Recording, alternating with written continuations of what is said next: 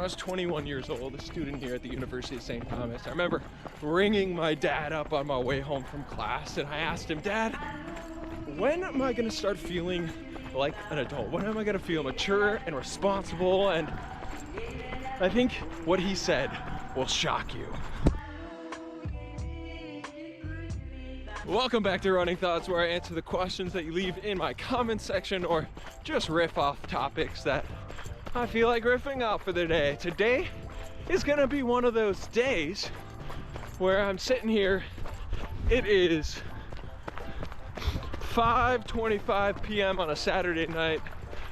I've got 15 miles left to run in the Calendar Club mile days today because it's the 22nd, and it just came to me right now of how grateful I am, how peaceful I feel right now in this moment, knowing that this is how I'm spending my Saturday night. I think there is just a very different scenario that, you know, my life 7-8 years ago back in college, or even just coming out of college, I would have felt totally different about what I'm doing right now. Even just like the FOMO, the fear of missing out, feeling like I'm missing out on things. And now today I can confidently say that I am so at peace being out here and understanding that this is gonna be my night. Now, my fiance is working tonight, so I don't feel, you know, typically I'd spend an evening doing something fun with her or watching a movie, and fun could be just going to grab a beer at a local brewery or one of our go-to spots, or watching a movie, going bowling. Like, that's fun for us nowadays. Definitely getting to that older side of things. I feel like we're both old souls in that way. But I think when you learn, when you prioritize your life, when you start to grow up.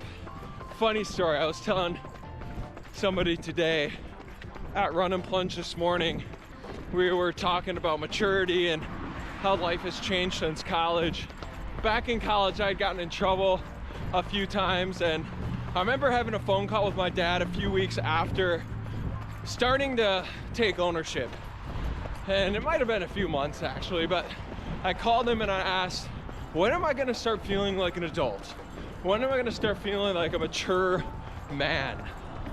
And if you ask me what he said, I would not be able to tell you, because I wasn't listening. I heard nothing that I wanted to hear. I wanted to hear a date. I wanted to hear, you know, graduation or marriage or some timeline that I could wait on happening.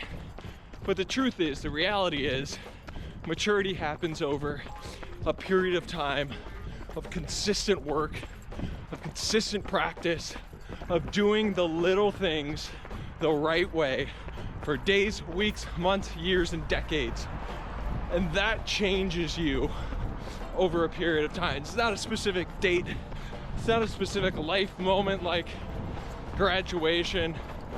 Those are just benchmarks or landmarks that are external, but the real change happens internally over a long period of time. And I think what's funny about all that is, even though I know what I know today, I don't think I'd be able to go back and convince myself in college to act drastically different than I did during that time. Because the reason I did those things, because I went out to bars and I partied 3 nights a week, 4 if possible. Like, the reason I did those things is because they were so fun.